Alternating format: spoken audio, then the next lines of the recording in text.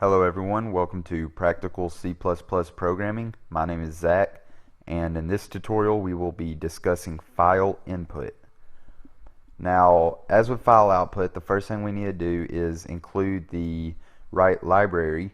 That's going to be the same library, file stream, fstream. And then we also need to declare a file handle that we are going to be inputting in using the ifstream declaration. So in output stream we use OF stream. In input stream we're going to use IF stream for input file stream. Now the difference is in input we need to already have a file specified that we're reading from. You don't want the file to be empty. You want to have a file that has data in it. So that's what we're going to do. We're going to use names.txt from the last tutorial, and I'll go ahead and open it real quick so that we can add some data. We're going to use names such as we'll use Zach, Troy, Sam, Jim, Mark, and Kristen, and Margaret, Taylor, Jake, and Sherry, and Francis as the names for our we're just going to basically make a name list. So these are all names, and let's say we're wanting to read these names in from this file and store them in a variable. So to do that, we need to know the name of the file and declare a file. So we'll say input file, and we need to declare the name of the file that we're reading from, which was names.txt. So we're reading from names.txt. And as with the output file, we just need to go ahead and say if not input file, cout file not found end line, and let's return a value like -6 so that we know it wouldn't be found. And let's go ahead and run it, and we got process return 0. So names.txt was found, and it should be because it has been created with all these names in it. And remember, this is just a cautionary thing, so if your file for some reason comes up missing, it'll return -6, and you'll know that it's gone. And this is, again, just a practical way to code your program to look for errors and problems with the code. So moving on, let's go ahead and create something to store these names in.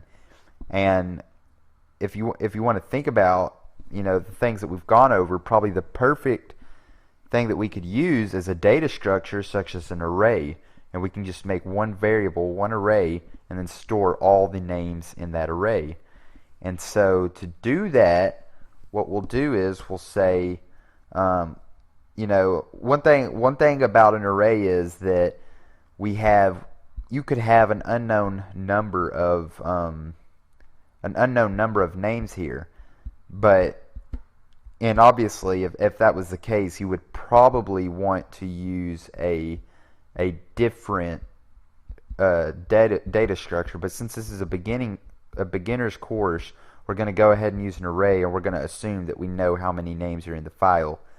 If I teach an advanced course, kind of depending on how well this one does, if I teach an advanced course, we're going to definitely go into more advanced data structures and a better way to store this data whenever the amount of names is not known.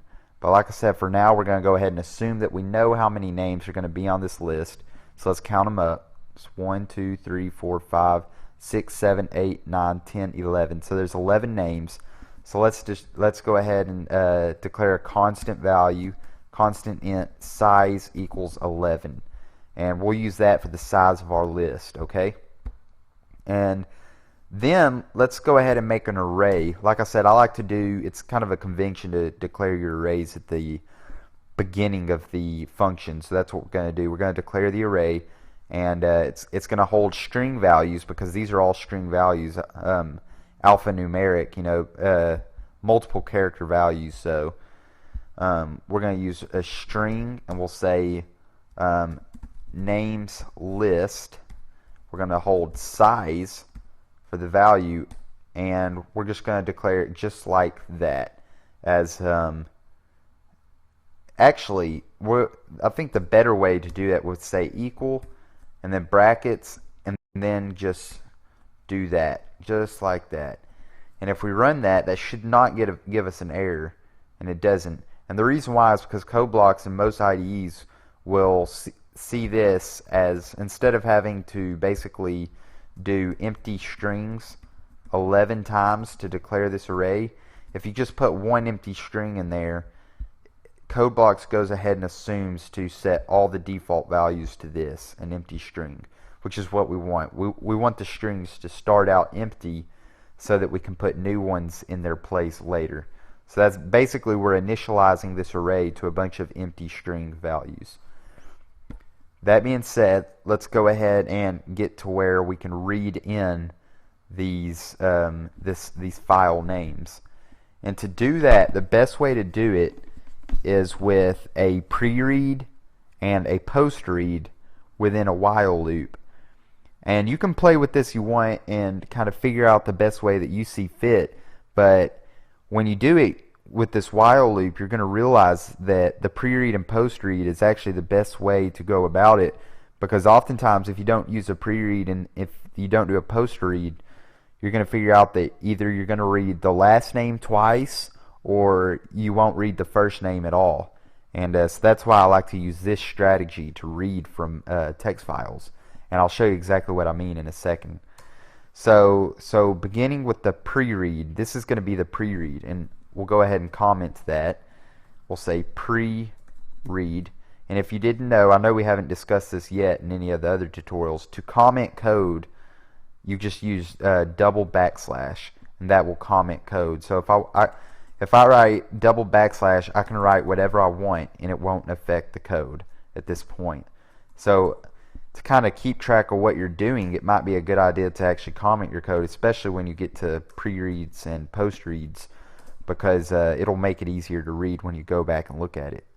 So starting with the pre-read, you're going to use the file handle, which is input file, and then you're going to use the input stream operator, which is greater than, if you remember CN operator. And then you're going to store the name, the string from names.txt. Sorry, I got my words twisted there for a second. You're going to store the string taken from this file into a variable declared here. Now it's not advised to put this straight into an array. So what we're going to do is we're just going to say string temp name, and we're just going to leave it like that, and we're going to put it into a variable called temp name. So the first time it reads, it's going to read Zach, and it's going to store it here into temp name. Okay. Now let's make a while loop, and this will all make sense after we're done coding it, and you'll see why. So then we make a while loop, and we say while not input file .eof parentheses, and this .eof is a function, and we'll go over more with functions in the next tutorial, but it stands for end of file. So basically this condition says while input file is not at the end of its file.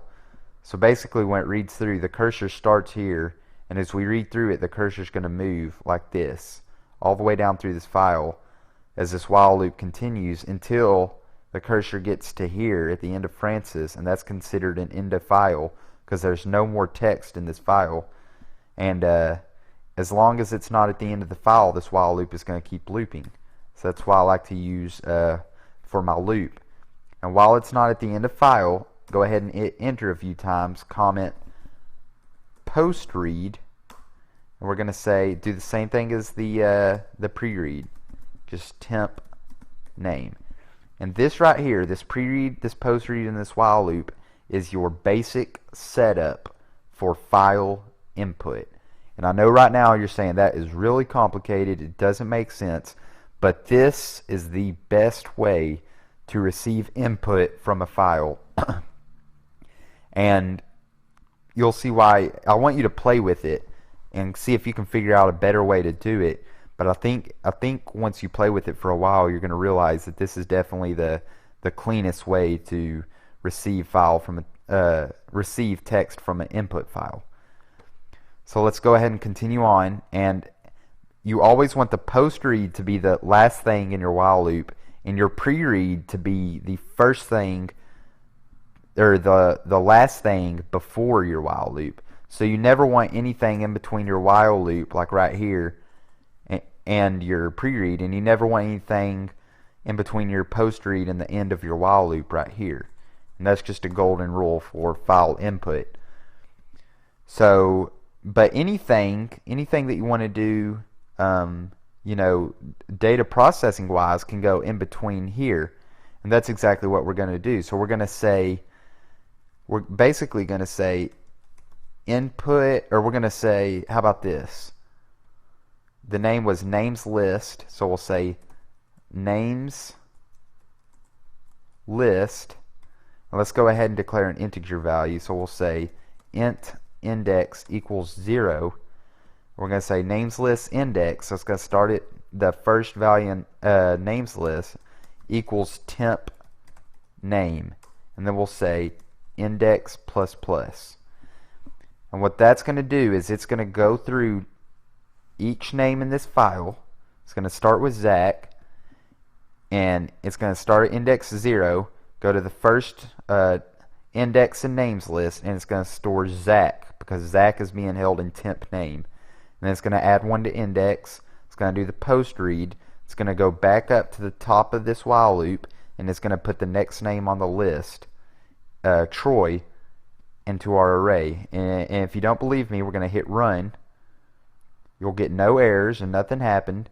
So as of right now, there's no output, but I promise you it just populated the whole array, our whole names list array, with the names in this file. And to prove it to you, we're going to use a for loop on the outside of this while loop. So we're going to say for int, we'll just call it I equals to 0, I less than size, I plus plus, and then we're just going to go through this this loop and prove to you that names list is populated with the names in our names.txt file. So we'll say names list I end line, and if we run this now, it's going to output our array. And right now it just says Francis. So let's take a look at what went wrong there. So something's going wrong with our names.txt. So we have Francis here. Maybe, I believe it has something to do with the way we declared this array with this empty string. So let's see if we take this out, if that will fix it real quick. Let's hit run.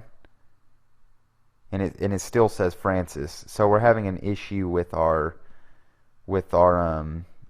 array declaration, because I know for a fact we're getting the input file and we're storing it in temp name, and then we're using the index to there's our problem right there. So obviously if index is at the beginning of the while loop, then, and we're declaring it to 0, then each time this while loop runs, it's going to set index back to 0. So what we need to do is we need to take this index equals 0 out and put it on the outside of our while loop. That way it's only declared to 0 once. Now when we run our program, we will get all the names in our list. That was a minor mistake. Obviously it completely changed the output of the program, and so you really got to look out for that stuff. And if you didn't really get the mistake, like I said, we had index equals 0 at the top of our while loop, so every time this loop ran, it was setting index back to 0, which is why it has to be on the outside of our while loop. But I think you should definitely go through this program several times, because when I first started C++, I found file input is a pretty complicated topic. So go through this program in this tutorial several times, practice the pre-read and the post-read, and I promise you when you get it down, it will make a whole lot of sense, and it'll just be another thing to you. It'll be very simple. So thank you for watching, and stay tuned.